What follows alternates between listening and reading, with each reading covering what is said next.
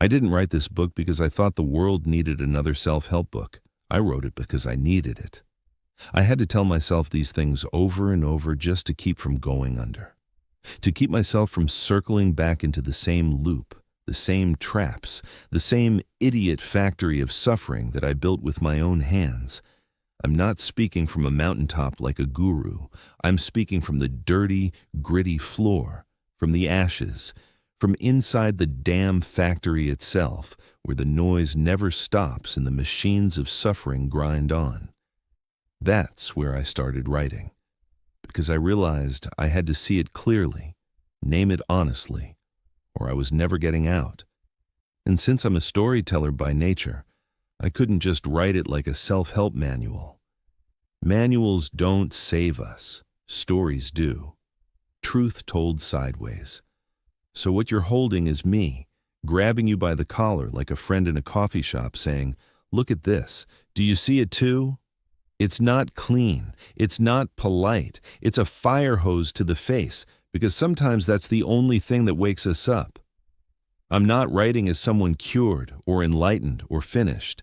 I'm writing as someone just like you, a fellow sufferer, trying to understand the mess we're in and trying to stop feeding it. What you'll find here isn't the magic answer. It's just the raw truth as I've had to learn it, the same way I had to keep telling myself, this is what's happening, this is what I'm doing. This is how I can finally step out into the bright light of a world that doesn't give a damn about me. Yet a world that can provide an abundant, happy life if I choose. Welcome to the Idiot Factory. Imagine if a burnt-out therapist, a bitter philosopher, and an unhinged stand-up comic met in recovery and wrote a book about why we keep setting our lives on fire, why we suffer, and what might actually stop the burning. That's this book. Not a guide, not a cure, just a brutally honest look, and maybe, if we're lucky, a way out.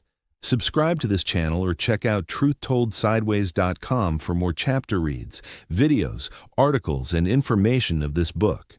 This has been the introduction to The Idiot Factory by Mark Brent, now available on Amazon. Next, Chapter 1. Our Opinion Won't Fix the World.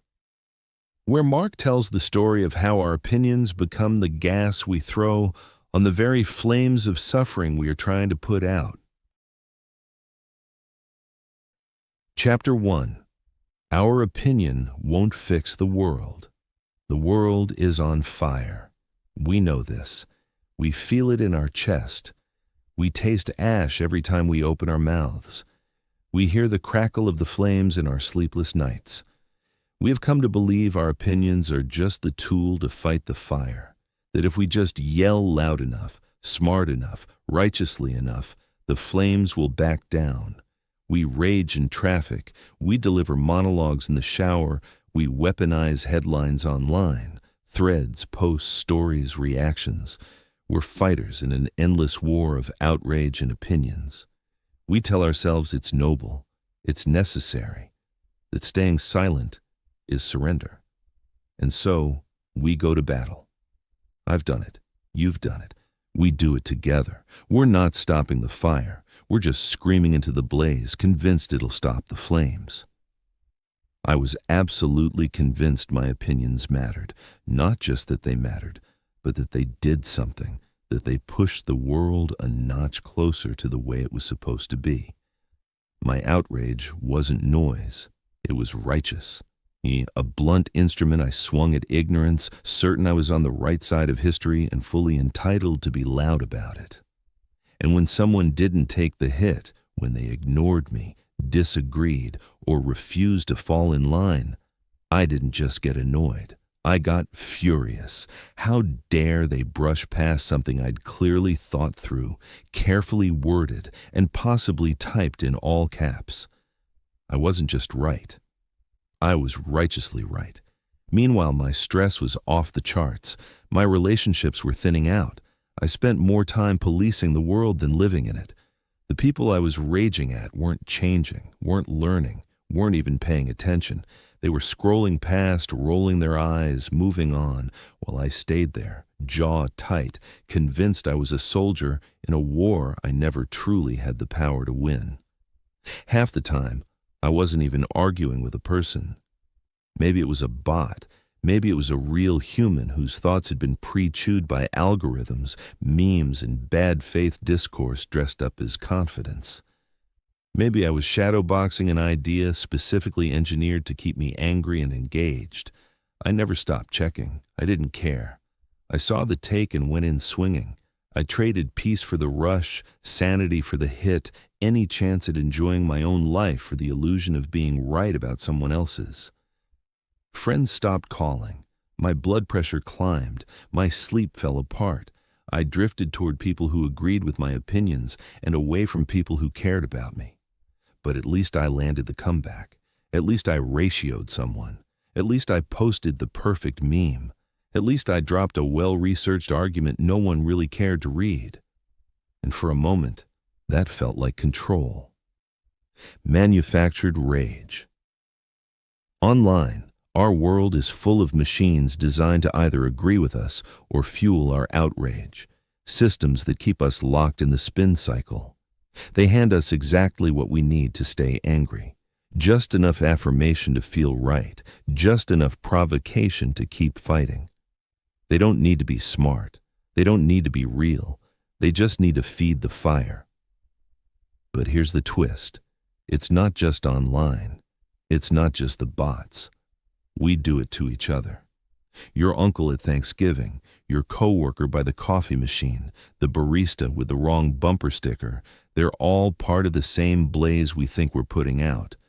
They show up with half-baked opinions, algorithm-flavored sound bites, and just enough smugness to get our blood pressure boiling. And you take the bait. We all do. Because they are not just annoying, they're essential. We need them. We need someone to argue with, someone to correct, someone to defeat. Otherwise, who are we fighting? What are you going to do with all this certainty? We assign them a role. The troll, the NPC, the brainwashed sheep, the hypocritical leftoid, the cultist, MAGA monster. They're not real people anymore. They're props in our theater of outrage, plot triggers, narrative glue. They exist to piss us off, and when they do, we feel something. Purpose, identity, relevance. And if they won't listen, if they won't see the light, then screw them. Block, mute, cancel, disown. They're just another bad take. You don't need to understand them. You just need to win. Because deep down, we don't care what's true. We care what feels true. We care that we're right, that we're better, that our anger is sacred and justified and useful, that we're still on the good side of the fire. Because if we don't fight, if we don't set the record straight, if we don't wake up every day ready to rage for the cause, then we're failing ourselves, failing our world, failing our children, failing the narrative we've tied our identity to. The certainty game. At some point, we all woke up with the same hangover. Emotion became evidence, outrage became expertise. We stopped asking, "Is it true?" and started shouting, "It feels true, and that's all that matters." We don't just validate our emotions, we weaponize them. It's the certainty game, and we love the game. Not because it fixes anything, but because it makes us feel powerful in a world where we feel powerless. Not because it solves problems, but because it gives us someone to blame for why those problems still exist. It's easier to attack than to build, easier to destroy than to understand, easier to scream than to sit quietly and listen to someone you hate say something that might be true. We wave our flags of certainty like they are sacred relics. We make our positions our identities, our arguments our gospel, and our enemies the devil incarnate. And deep down, we know, that it's tearing us apart, that the lines we draw between us aren't protecting us, they're cutting us to pieces. But we won't stop, because certainty feels good. Certainty is armor. Certainty makes the world feel simple again. The Church of Us. We don't join echo chambers. We stumble into them, thinking we're just finding our people. A couple likes, a few nods of agreement, and before you know it, we're surrounded by voices that sound exactly like ours. And it feels good. It feels right. Finally, a space where we're understood, where people see what we see, believe what we believe, get angry about what pisses us off. It's not a bubble, it's a sanctuary, a cathedral built from hot takes and solidarity memes. Inside, you're righteous, informed, part of something, enlightened and better, and then, boom, a heretic wanders in, says something that doesn't belong. It's not even that offensive, not really, but it's wrong. And suddenly, your blood is boiling. How could they think that? How could they say that? They must be stopped. Consequently, we do what any loyal congregation does when a heretic speaks. We condemn them. We argue, we correct, we shame. We downvote and block. The machine rewards us with likes, claps, cheers from the pews. We're doing the Lord's work. Or at least the algorithms. And what did that person honestly say? Who knows? You don't care. I don't care. It threatened the echo. That's all that matters. Addicted to righteousness, we tell ourselves we're protecting the truth. That doubt is dangerous, that anyone who slips on language, politics, parenting, timing is part of the fire we're trying to put out. But that's the lie, because we're not putting it out. We are the fire and the fire starter. We think our judgment is a suppressant, that if you just apply enough righteous pressure, the chaos will stop. But judgment isn't a retardant. It's an accelerant. We are pouring gasoline on everything we say we're trying to save: our families, our friendships, our movements, our peace.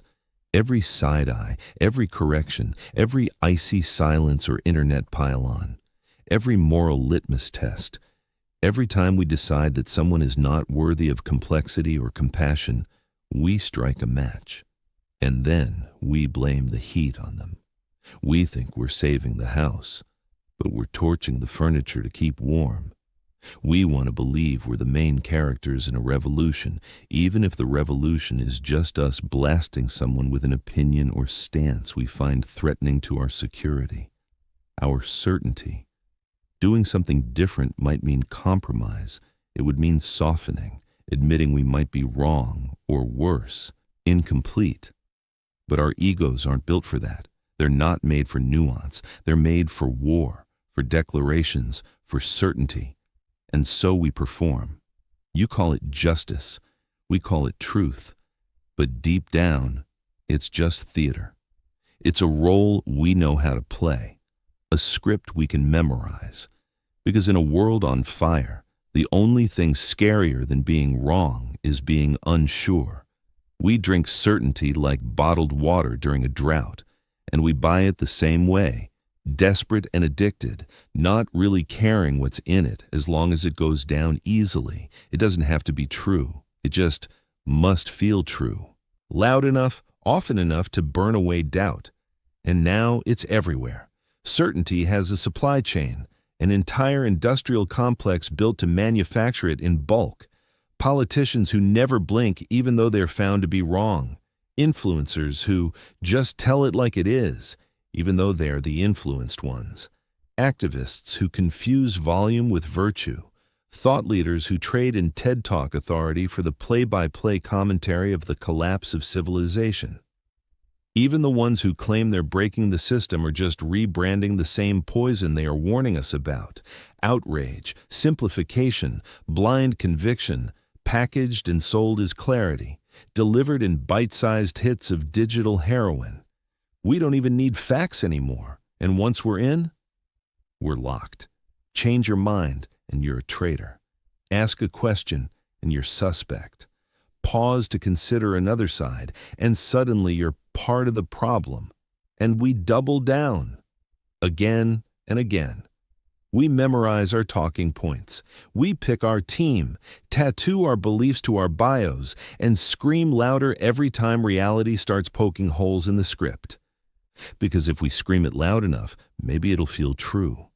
And if it feels true, maybe we won't feel so scared. And if we don't feel scared, maybe we can ignore the fact that the fire is still spreading. The righteous roast. Judging people felt good. Better than good, it was necessary. It took the edge off whatever was buzzing in my chest and gave it somewhere to go. A shared target, a clean line between us and them. For a moment, I could breathe. I got good at it. Sharp. Efficient. I collected screenshots like evidence, rehearsed the takedowns before my feet even hit the floor in the morning. By the time the coffee was ready, I already knew who I was mad at and why. That part mattered. Knowing why made it feel earned. I picked the loudest characters I could find and turned them into props. An influencer saving democracy one post at a time. A gun guy screaming about freedom like volume was policy. Politicians who spoke entirely in slogans, outrage, and rehearsed contempt. I reduced them to punchlines, stripped out whatever made them human, and warmed my hands on the fire.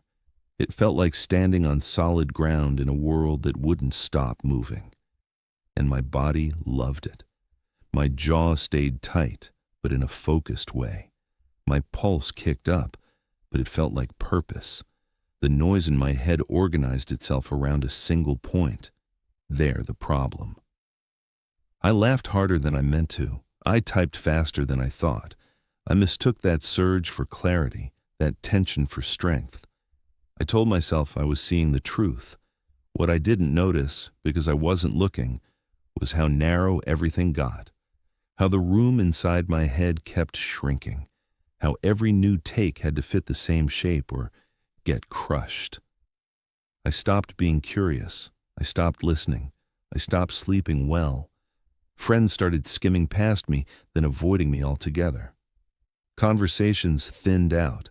Everything became a performance, even when I was alone. I kept going anyway. Every person I roasted became proof that I was sane. Every joke was distance. Every judgment was a wall between me and whatever mess I didn't want to face in myself. I didn't ask questions. I didn't slow down. I didn't care what was true underneath the noise. I just kept lighting matches and calling it virtue. The joke, of course, is that the people I mocked were still doing things, messy things, flawed things, sometimes dangerous things, sometimes effective things. While I was busy perfecting my contempt, they were accumulating power, influence, momentum, and I was accumulating tension, insomnia, and a growing sense that something in me was stuck. I thought I was fighting the fire. I was instead feeding it. Because the truth I didn't want to admit was this: none of my judgments made the world better. It just made me feel superior while my life got smaller. Righteousness didn't save me. It locked me in a place of suffering and called it clarity, while everything around me kept burning. The rage hangover. I couldn't stop myself. Once I was in it, I stayed in it, shouting into the fire until my throat felt scraped raw, convinced the next hit would land, the next line would finally matter. I carved my opinions into posts like they were permanent, hurled them into comment sections like weapons, and called it engagement. Friendships thinned out, family conversations turned brittle, and I kept going anyway, chasing that brief rush of being right, that tiny surge of approval before everything disappeared into the feed. I told myself it was discourse. It felt more like spraying gasoline inside a burning house and calling it a strategy. Every exchange drew blood, sometimes theirs, sometimes mine, and the heat just kept rising. I thought if I cut deep enough, if I went hard enough, if I buried enough people under the weight of my certainty, something would finally click into place. The chaos would organize. The world would make sense. It never did. Just a glimpse. You can keep going. Keep shouting into the fire. Keep judging, raging, blaming, explaining. Keep pretending the problem is out there, always out there. Someone else's ignorance, someone else's certainty, someone else's fault. I ping-ponged from one cause to the next, one outrage to the next, one imploded friendship at a time. I collected enemies like trophies, stacked receipts, won arguments, and still lost my mind. Beneath all that righteous firepower, the likes, the roasts, the quick hits, and the crash afterward, there was something quieter pressing up from underneath. Not a revelation, not an answer, just a steady presence that didn't need to shout to be real. It kept saying the same thing while I pretended not to hear it. This was never about them. Every once in a while, if I was tired enough or cracked open enough, I'd slow down for half a second and catch a glimpse of it. A small softening. A breath I didn't have to force. The faint outline of something gentler waiting beyond the noise. I never stayed there. I couldn't. I jumped back into the fire before that peace could cost me anything, because stopping meant admitting what I didn't want to face. That the damage I caused wasn't abstract. That the heat landed closest first. I scorched the people who loved me most, then told myself it was care. I called it conviction. I called it making a difference. I told myself it had to be me, while everything around me kept burning. Subscribe to this channel or check out truththoldsideways.com for more chapter reads, videos, articles, and information of this book. This has been Chapter 1 of The Idiot Factory by Mark Brent, now available on Amazon. Next, Chapter 2, Breaking Our Own Hearts, where Mark tells the story of how heartbreak becomes another assembly line of suffering in the Idiot Factory. Same fear, same story, new person.